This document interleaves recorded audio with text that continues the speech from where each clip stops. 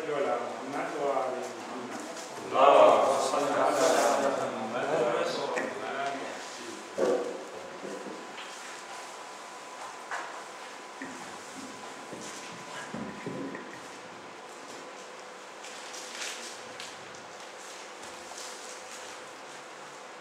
الله الرحمن الرحيم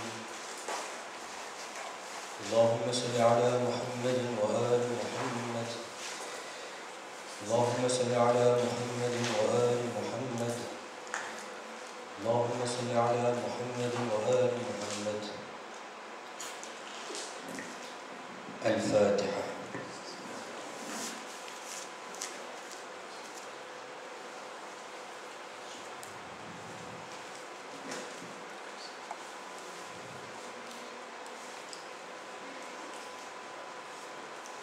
بسم الله الرحمن الرحيم الحمد لله رب العالمين ثم الصلاة والسلام على أشرف الأنبياء والمرسلين سيدنا ونبينا أبي القاسم محمد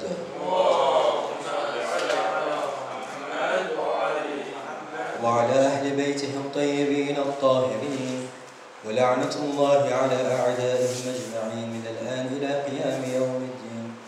الحمد لله الذي جعلنا من المتمسكين بولاية سيدي ومولاي علي بن أبي طالب. اللهم صل على محمد وآل محمد.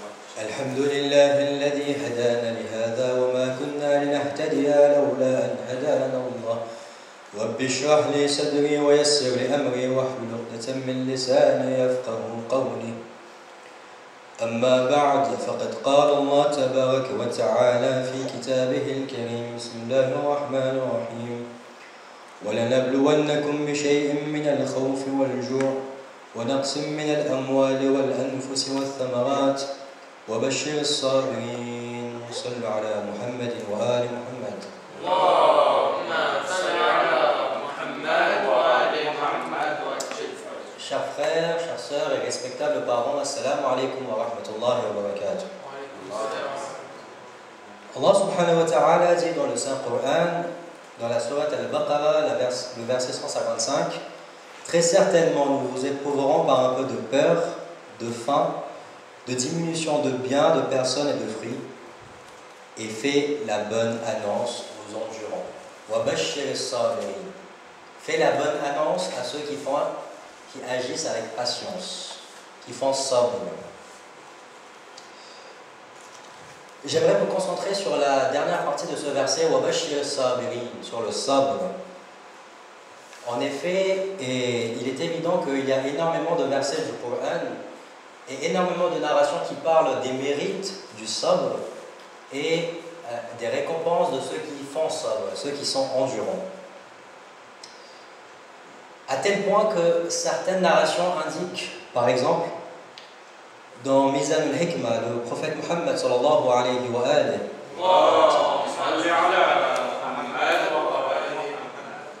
nous indique le hadith suivant: Ajibtu lil mu'mini wa jaz'i min as-saqam. Il dit: je suis étonné du croyant et de sa difficulté lors de sa maladie. وَلَوْ عَلِمَ مَا لَهُ فِي السَّقْمِ لَأَحَبَّ أَنْ لَا يَزَالَ سَقِيمًا حَتَّى يَلْقَى رَبَّهُ عَزَّ وَجَلَّ. Et s'il savait ce qu'il obtient en récompense, en échange de cette maladie, en échange du sabre qu'il fait de cette maladie, il aurait souhaité rester malade pour le restant de ses jours.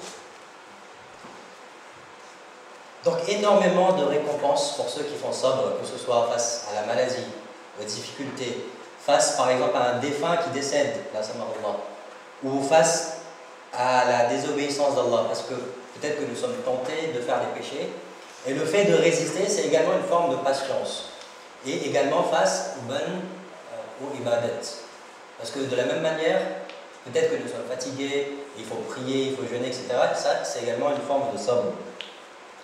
Donc énormément de narrations sur les vertus de faire sabr. Un autre exemple, c'est ce que nous indique l'imam al-Sajjad, le quatrième imam, Zayn al-Abidin, salawatullah wa salamuhu alayhi, dans Sahih al-Sajjadiyya. Donc dans Sahih al-Sajjadiyya, il y a une invocation à réciter lorsqu'une personne est malade. Et dans cette invocation, l'imam al-Sajjad nous dit et communique, fait les munajat avec Dieu et dit: Ya Allah, lorsque je suis malade, en échange de cette maladie, tu es en train de me purifier, tu es en train d'alléger la lourdeur de mes péchés. Et l'imam al-Sajjad continue en disant que lorsque je suis malade, tu demandes aux anges scribes d'écrire des bonnes actions que je n'ai jamais fait, que ni personne n'a vu, ni personne n'a fait. Imaginez juste une seconde, nous allons être là le jour du jugement, et nous allons voir notre livre de bonnes actions. Par exemple, nous allons voir dimanche, tel juin 2025, où nous étions malades, cloués au lit. Nous n'avons rien pu faire. Et dans notre livre de bonnes actions, ce sera écrit qu'il a jeûné, qu'il a prié, qu'il a fait le mazéchab, qu'il a lu le Coran, etc. Et nous allons nous demander, mais ça vient d'où? Est-ce que Dieu s'est trompé? Est-ce que les anges se sont trompés et c'est le livre de quelqu'un d'autre? Ou est-ce qu'il y a eu un virement par erreur? Eh bien, l'imam al-Sajjad nous explique qu'en échange du sabre que nous faisons, Allah demande aux anges scribes d'inventer des bonnes actions pour nous. Et donc, énormément de récompenses. Et la question que j'aimerais soulever ce soir, c'est: s'il y a autant de récompenses au fait de faire sabr, et nous, spécialement durant ces nuits de Muharram, nous sommes là à penser sur l'imam al-Hussein, à évoquer l'imam al-Hussein, à pleurer sur l'imam al-Hussein, à faire matam sur l'imam al-Hussein, est-ce que finalement ce n'est pas contradictoire au fait de faire sabr? Lorsque nous ouvrons les dictionnaires arabes et que nous cherchons le contraire, l'antonyme du sabr, nous voyons que le mot utilisé est al-jaza'. Al-jaza' est utilisé en arabe pour dire quelqu'un qui a perdu patience. Quelqu'un qui n'agit plus avec patience et qui commence à faire des choses qu'il n'aurait pas fait en état normal, ou qui commence à dire des choses qu'il n'aurait pas dit en état normal. On demanda au cinquième imam, l'imam al-Baqir alayhi salam, mal jaza'. عن جابر عن أبي جعفر الباقر عليه السلام قلت لا ما الجزع. Donc Jabir demande à l'imam al-Baqir alayhi salam qu'est-ce que le jaza', le fait de perdre patience. Et l'imam al-Baqir dit أشد الجزع الصراخ بالويل والعويل ولتم الوجه والصدر وجز الشعر من النواصي. Le jaza' le plus intense consiste à crier de lamentation, de gémissement, à se frapper le visage, la poitrine et à arracher ses cheveux du front. Et donc la question se pose encore plus. On voit clairement que le jaza', le fait de perdre patience, c'est clairement ce que nous faisons lorsque nous faisons le azadari. Et donc, cela pose une contradiction, parce que toutes les narrations et les versets du Coran nous demandent de faire sabr, alors qu'ici nous ne faisons pas sabr. D'autant plus qu'il y a des narrations qui demandent explicitement de ne pas faire le jaza', qui nous demandent d'éviter à tout prix le jaza'. Un exemple, c'est cette narration rapportée de l'imam Ali ibn Abi Talib, salawatullah wa salamuhu alayhi,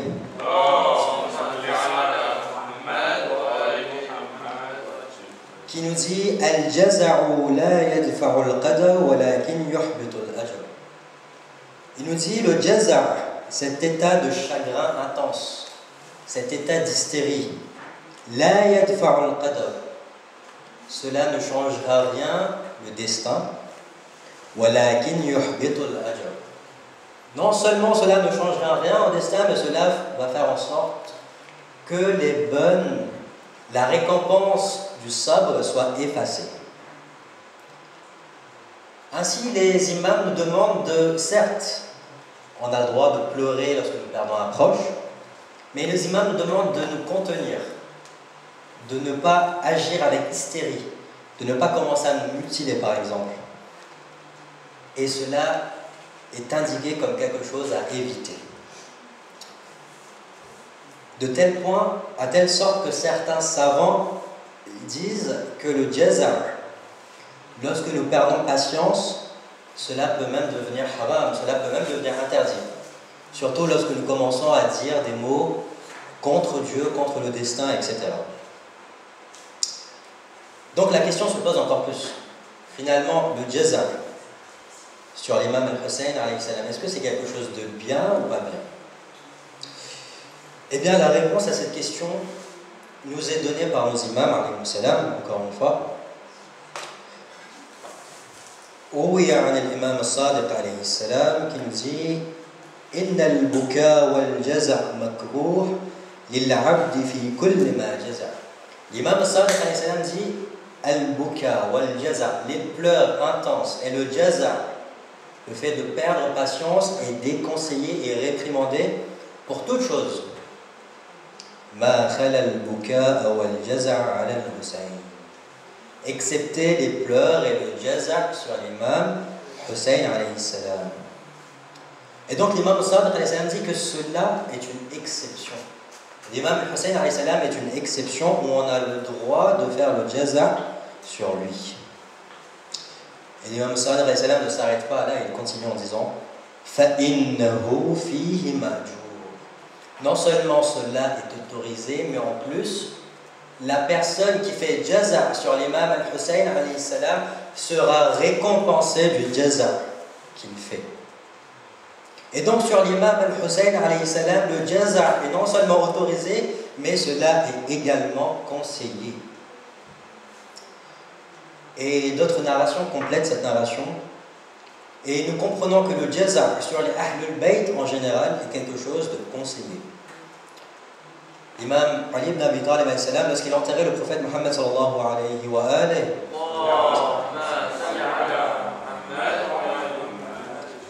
il disait Ya Rasulallah, al-jaza', Ya Rasulallah, le jaza' est déconseillé et mauvais pour toute autre chose, mis à part pour toi.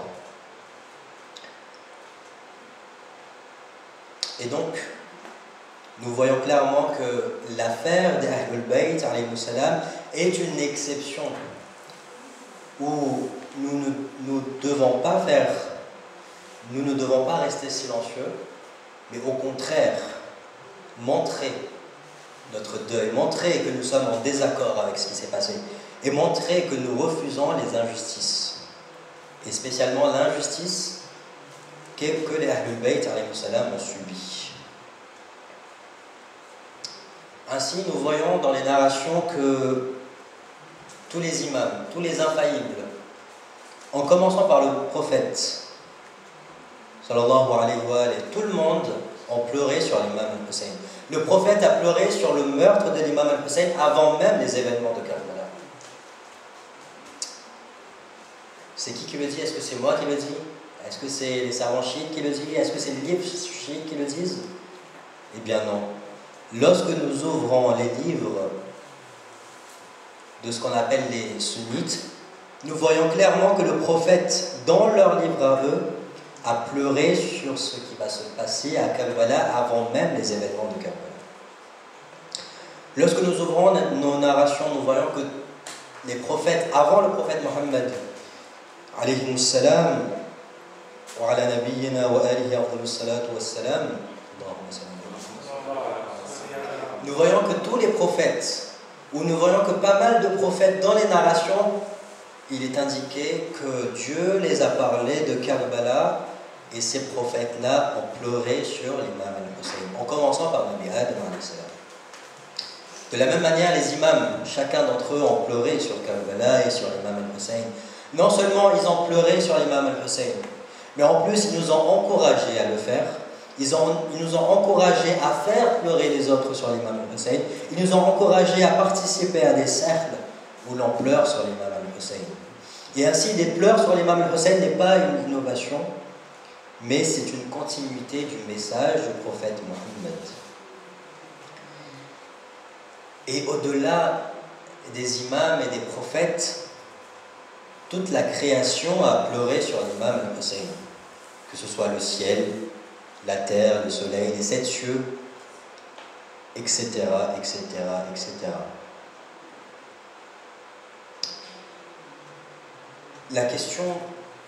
La deuxième question que nous pouvons nous poser, c'est quels sont les bénéfices? Pourquoi devons-nous pleurer sur l'imam al-Hussein? Qu'est-ce que nous obtenons sur le fait de pleurer sur l'imam al-Hussein? Eh bien, nos narrations indiquent que les pleurs sur l'imam al-Hussein alayhi salam et les pleurs sur les Ahlul Bayt alayhi salam est une chose qui nous sert de purifier nos péchés. L'imam al-Sadiq salawatullah wa salamuhu alayhi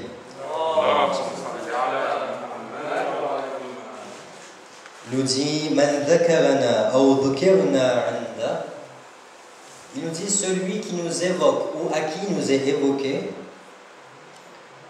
celui à qui est évoqué les Ahlul Bayt, فخرج من عينه دمع مثل جناح بعوضة, et sort de ses yeux une larme ne serait-ce que de la taille de l'aile d'un moustique. غفر الله له ذنوبه ولو كانت مثل زبد البحر. Dieu pardonne ses péchés, même si ses péchés sont plus nombreux que les écumes des mers. Ainsi, pleurons sur l'imam al-Hussein alayhi salam afin de nous purifier de nos péchés. Pas que les pleurs sont là en tant que carte blanche pour commettre des péchés. Non. Dans une autre narration de l'imam Ali ibn Abi Talib, salawatullah wa salamuhu alayhi,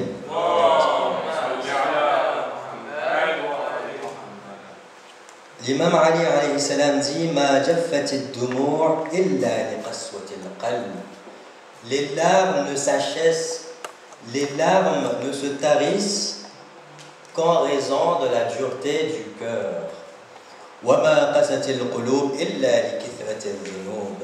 Et les cœurs ne deviennent durs qu'à cause de la répétition des péchés. Et ainsi, lorsque nous voyons que nous n'arrivons pas à pleurer d'une manière sincère, de pleurs qui viennent du cœur, il faut comprendre que c'est à cause de la dureté du cœur qui est causée par quoi? Par les péchés. Et ainsi, pleurons sur l'imam al-Hussein alayhi salam pour nous purifier de ces péchés-là. Et si nous n'arrivons pas à verser des larmes sur l'imam al-Hussein, nos narrations nous indiquent Man baka ou tabaka, celui qui pleure ou celui qui prend la forme de quelqu'un de triste, parce qu'il n'arrive pas à pleurer, il n'arrive pas à verser de larmes. Mais du coup, qu'est-ce qu'il fait? Il agit juste comme quelqu'un de triste. Il prend la forme de quelqu'un qui est triste. On peut dire qu'il fait semblant de pleurer. Nos narrations nous indiquent que cela est également récompensé. Fala wal jannah, par exemple, que le paradis lui sera également obligatoire. L'imam al-Hussein alayhi salam, qui a tout donné, tout sacrifié, lui-même, ses enfants, sa famille, ses biens, tout ça pour Dieu. Est-ce que vous pensez que Dieu est incapable? Est-ce que vous pensez que Dieu n'est pas assez généreux pour pardonner à quelqu'un qui pense sur l'imam Hussein ou à quelqu'un qui verse des larmes sur l'imam Hussein? Ainsi, pour l'imam al-Hussein et pour les Ahlul Bayt, chaque stade, chaque étape du deuil est récompensée et quelque chose de conseillé. Lorsque nous parlons de l'imam al-Hussein, la première étape, c'est la tristesse du cœur. Nous ressentons en nous une tristesse. Et cela est indiqué par le prophète Mohammed sallallahu alayhi wa alayhi qui dit Inna li qatl al-Hussein harabatun fi qulubil mu'minin la tabrudu abada. Pour le meurtre de l'imam al-Hussein, il y a une chaleur dans le cœur des croyants qui ne refroidira jamais. Donc ça c'est la première étape. Et à ce stade-là, il y a déjà des récompenses, il y a déjà des mérites énormes. Puis, continue. En deuxième étape, lorsque nous sommes tristes, cette tristesse commence à se ressentir en nous. Et bien là, l'imam Sadiq alayhi salam dit Nafasul mahmoum li dhulmina tasbih. Le souffle de celui qui est affligé par l'injustice qui nous a été touché est un tasbih, une glorification d'Allah. Et sa tristesse est une adoration. Cette tristesse que nous ressentons sur les Ahlul Bayt est une ibadat, est un acte d'adoration. Ensuite, les larmes commencent à se former. Et bien là, l'imam Sadiq alayhi salam dit Ma baka ahadun rahmatan lana wa lima laqina illa rahimahullah qabla an takhruja ad-dam'a min 'ayna. Et quiconque pleure par miséricorde pour nous et pour ce que nous avons subi, Allah le prend en miséricorde avant même que la larme ne sorte de son œil. Puis, nous commençons à pleurer, encore et encore, jusqu'à atteindre cette étape qui est al-jaza', la dernière étape du deuil.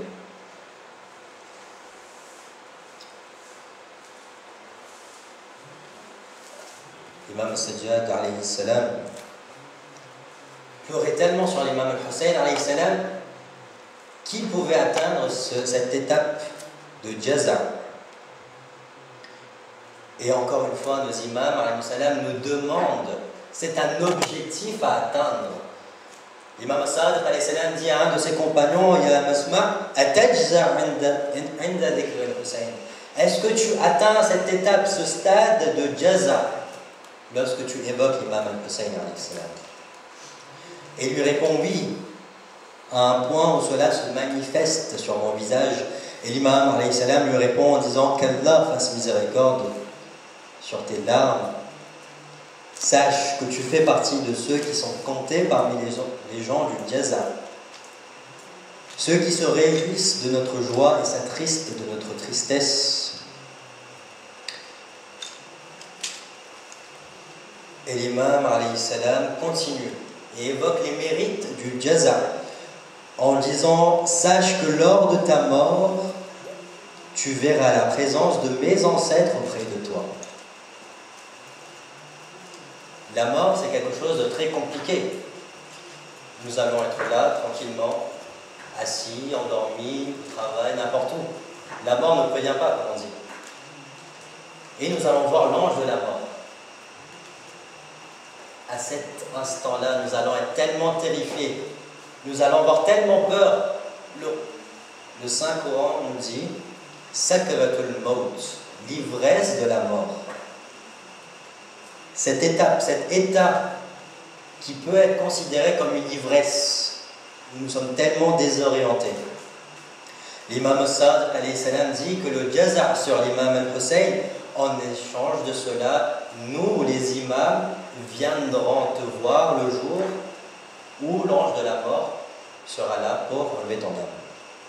Et nous allons demander à l'ange de la mort, nous allons donner notre recommandation à l'ange de la mort pour toi. Et l'imam alayhi salam dit, et continue en disant, l'ange de la mort sera plus doux avec toi et plus compatissant avec toi qu'une mère pleine de tendresse envers son enfant. Nous, quand nous voyons par exemple une mère, comment elle agit avec son enfant, comment elle est tendre envers son enfant, eh bien ce jour-là, l'ange de la mort sera plus tendre qu'une mère envers son enfant. Et donc, essayons de nous purifier de nos péchés avec ces larmes que nous versons sur l'imam al-Hussein. Et essayons de préparer notre mort et notre au-delà avec ces larmes sur l'imam al-Hussein, car les narrations indiquent qu'une seule goutte de larmes peut éteindre tout l'enfer. Une seule goutte de larmes sur l'imam al-Hussein peut éteindre tout le feu de l'enfer.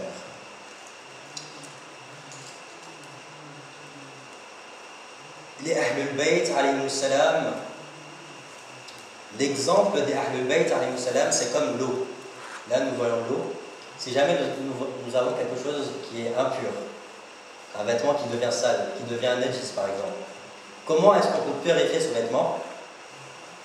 Avec l'eau. Eh bien, il y a des narrations qui comparent les Ahlul Bayt alayhi salam avec l'eau.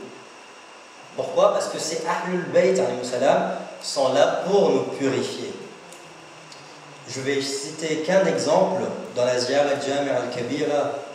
Nous lisons وَجَعَلَ صَلَاتَنَا عَلَيْكُمْ وَمَا خَصَّنَا بِهِ مِنْ وِلَايَتِكُمْ طِيبًا لِخَلْقِنَا وَطَهَارَةً لِأَنفُسِنَا. Il a fait de notre prière sur vous et de la wilaya qu'il nous a accordée une pureté pour notre nature, une purification pour nous-mêmes et une expiation pour nos fautes.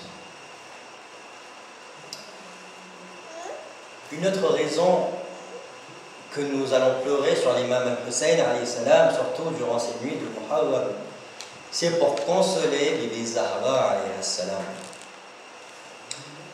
L'imam Sadiq alayhi salam dit وَمَا مِنْ بَاكٍ يَبْكِيهِ إِلَّا وَقَدْ وَصَلَ فَاطِمَةً. Il n'y a pas un pleureur qui pleure sur l'imam al-Hussein, excepté que cela parvient Fatima az-Zahra alayhi salam wa as'adaha. Et cela console Fatima az-Zahra alayhi salam. Vous savez, dans la culture arabe, lorsqu'une mère perdait son enfant et que cette mère pleurait tellement sur son fils jusqu'à ce que ses larmes se tarissaient, jusqu'à ce que les larmes de cette mère devenaient sèches, et que cette mère n'arrivait plus à pleurer sur son enfant, dans la culture arabe, les femmes venaient rendre visite à cette dame et lui raconter l'histoire et les mérites de l'enfant. Par exemple, ton fils était comme ci, ton fils était comme ça, afin d'encourager la maman à pleurer une nouvelle fois. Parce que cette tristesse qui est emmagasinée en elle est très mauvaise, parce qu'elle n'arrive plus à extérioriser cela. Et donc, grâce à cela, grâce à cette dame qui venait parler du fils, la maman recommençait à pleurer. Et ainsi à extérioriser sa douleur, et cela consolait la maman. Et cela, dans la culture arabe, s'appelle al-Is'ad. L'imam al-Sadiq dit, il n'y a pas quelqu'un qui pleure sur l'imam al-Hussein, sauf que cela ne parvient Fatima, wa as'adaha, et cela lui console. ووصل رسول الله صلى الله عليه وآله وأدى حقها. Et cela parvient le messager d'Allah, et cela remplit les droits du prophète sur nous. Et dans une autre narration, l'imam Sadiq alayhi salam dit Ya Aba Basir, Ama tuhib an takuna mimman yus'id Fatima. Ya Aba Basir, est-ce que tu ne souhaites pas être parmi ceux qui console, qui fait le Is'ad de Fatima az-Zahra alayhi salam? Chers frères et chères sœurs, hier soir, la lune de Muharram s'est apparue au-dessus de nous, et ainsi les nuits de Muharram ont commencé. Ce ne sont pas des nuits comme les autres, ce n'est pas un début de mois comme les autres. Même les cœurs les plus durs ressentent cette tristesse qui plane. Oui, c'est la lune du deuil, la lune de la souffrance, la lune du rhum pour Aba Abdillah. Salawatullah wa salamu alayhi.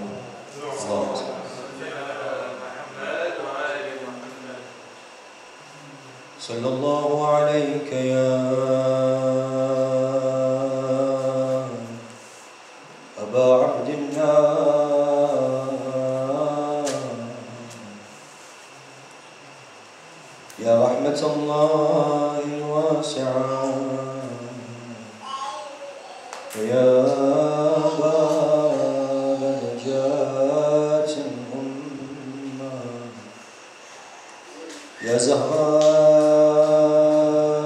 sommes-là ce soir et durant ces nuits de Muharram afin de te consoler.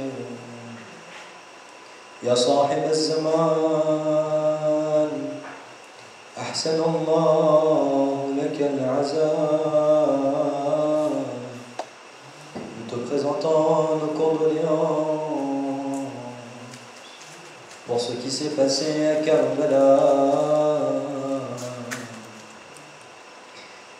Ya Sahib al-Zaman, nous ressentons cette lourdeur et cette tristesse qui tombe sur nos cœurs. Ce n'est pas seulement nous, mais c'est Fatima. Et c'est la tristesse que ressent l'imam al-Mahdi alayhi salam chaque année à l'apparition de cette nouvelle lune. Et à partir de ces nuits, la couleur de nos cœurs devient noire, nos maisons sont noires, nos vêtements sont noirs, par tristesse. L'imam Rida alayhi salam dit que durant le mois de Muharram, même les gens de la Jahiliya interdisaient le combat. Mais durant ce mois, فاستحلت فيه دماؤنا, notre sang a été rendu licite, notre sacralité a été violée, nos enfants et nos femmes ont été capturés, le feu a été allumé dans nos tentes, et ce qu'elles contenaient de nos biens ont été pillés. وانتهب ما فيها من ثقلنا إن يوم الحسين أقلع جفوننا. Le jour de l'imam al-Hussein a fait saigner nos paupières, fait couler nos larmes. وأذل عزيزنا بأرض كرب وبلاء. Cela, le jour de l'imam al-Hussein, a humilié notre noblesse en la terre de Karb et Bala. Ce jour nous a légué l'affliction et la calamité jusqu'au jour du jugement.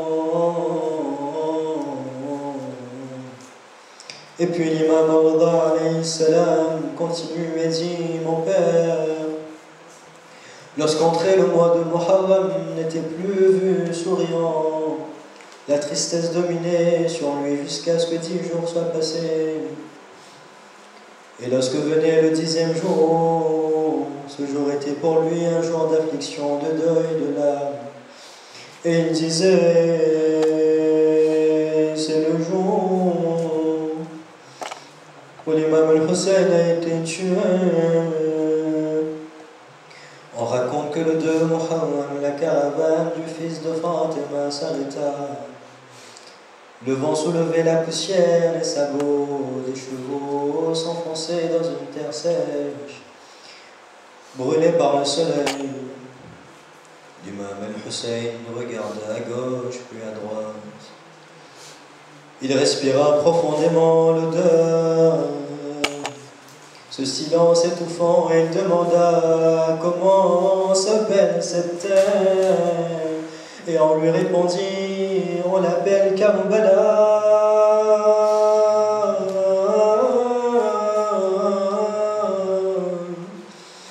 L'imam baissa la tête, regarda le sol, puis le ciel, C'est ici, sur cette terre, que le sang du petit-fils du prophète va couler. C'est ici que les enfants de Zahra vont mourir de soif.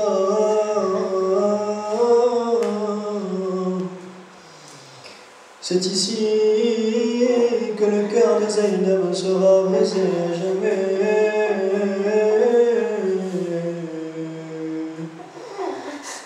Et dans quelques jours,